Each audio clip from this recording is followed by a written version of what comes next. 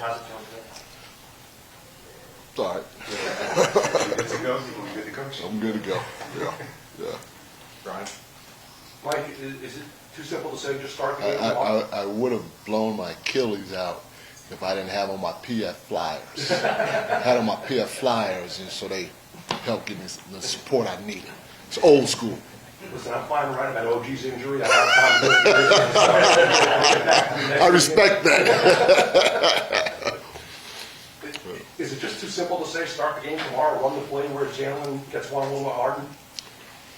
No, I mean that's just the action we went to at the time. But we have a lot of other stuff, and we didn't execute well throughout the course of the game, and we have to do a better job of it. And we tried to clean a lot of it up today, and hopefully it'll translate to the game tomorrow, because I feel like everybody we have on the floor is dynamic. Our offense has been dynamic, and we don't want to lose sight of that. With that, obviously it's the second game winning streak. A lot of us, playing through CAD, talk about the change, playing through CAD, the elbows and stuff. The fourth quarter and overtime, a lot of ball in Jalen's hands, spreading it out and attacking hard. Is it good to have, multiple options, different systems, different ways to attack an opponent? Yeah, that's. Oh yeah, sorry. Yeah, that's what I alluded to earlier.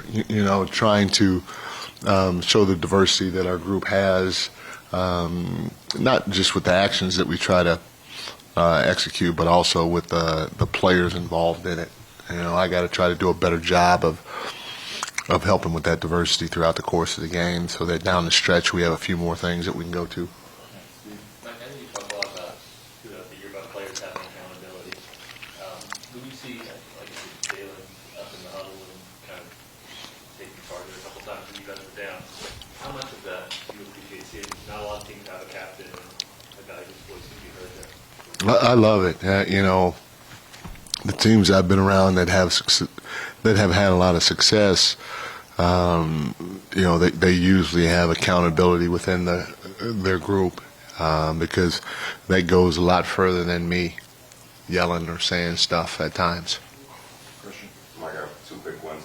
Speaking on that accountability, how much has Jose brought just as a voice, whether he's on the floor or off the floor, to the group? Jose's been tremendous. Our bench, I would have to say it starts with Jose. When you watch the game, when you go back and rewatch the game, I'm up a lot, so I don't see it all the time. But I hear from my coaches how good Jose is. And when I go back and watch the game, he is into it. He's cheering. He's trying to help coach. He's doing whatever he can to uplift whoever's on the floor or transmit that energy that he has within inside of him to get our guys going.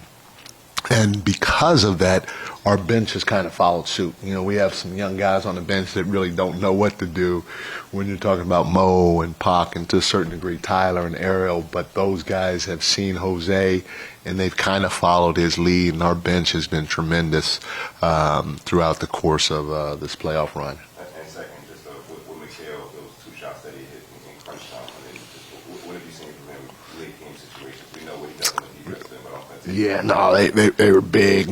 Just to have the awareness of the shot clock on one of them, and every shot down the stretch mattered. And that shot clock one was huge because he didn't necessarily have his feet set.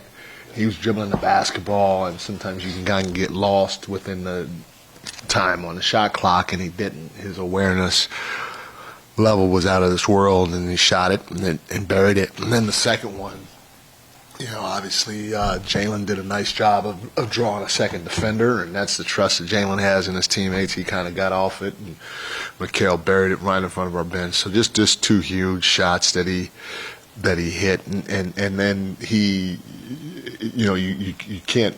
It doesn't show up in the stat sheet, but Mikhail, that three that Landry hit in front of our bench, is because Mikhail ran the floor and took the defense down the floor.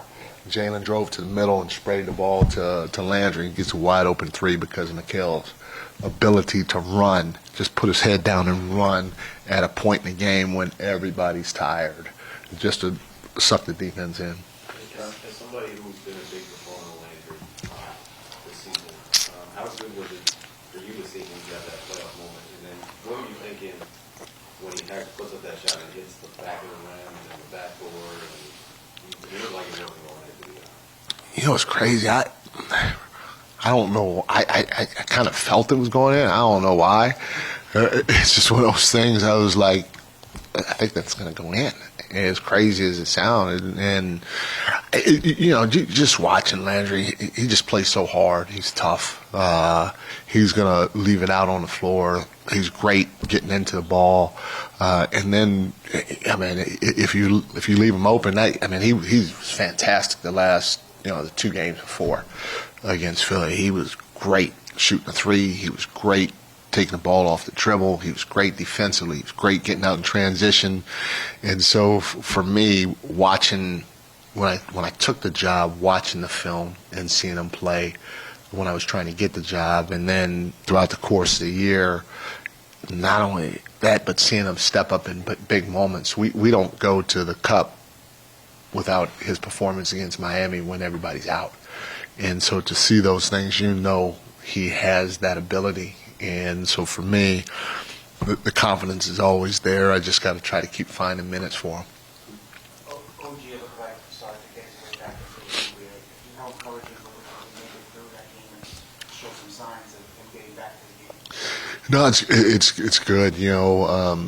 He was out for a little bit, and the speed of the game and the competitiveness of the game when you're talking about the playoffs, especially the Eastern Conference Finals, is a lot different than coming back in the regular season. And so to get an opportunity for him to kind of find his way and still get a win was huge for us, because as the game went along, like you said, he did get better. He was down the stretch. He was huge. We had him on Allen, and he might not have gotten a rebound all the time, but he either got the rebound or he kept Allen off the glass, which is, again, it's probably underrated. It probably goes under everybody's radar, but he was huge for us down the stretch, trying to make Allen work when it came to him offensive rebounding. You obviously know Kenny pretty well. I mean, with the rampant success that you guys kind of had, elephant hunting, hard and down the stretch, I mean, what kind of adjustment would you expect to see him make tomorrow? Kenny's a great coach, and we know that they're going to come out ready to play. They came to New York to get 1 game, and it's still within reach. And so, Kenny and his staff, I respect all the guys on his staff. I know 2 of them really well, Jawad Williams and Mike Garrity. Got personal relationships with those guys as well, but they're going to be ready. They're going to mix it up at the end of the day, and it's our job to make sure that we're more efficient and we're more diverse offensively, so that nobody can sit on any one action that we're trying to run. Last one. Mike, in the first round, you had that game rivalry with McHale when he sat down the stretch, and he's obviously came through the past 6 games. He's been in a great group. How do you expect Josh, I guess, to respond after last night, kind of missing the comeback, watching from the sideline? Is there a conversation you have with him, or that you have with McHale after a situation like that? No, at the end of the day, I've said this a couple times before. People have always asked me how I can compare the 3 different teams I went to the finals with, or that I was a part of. And it's hard because all the teams were different, just different players and all that, and even different time. And but there are a few things that I could say that they all had, and that's our standard. They all sacrificed for one another.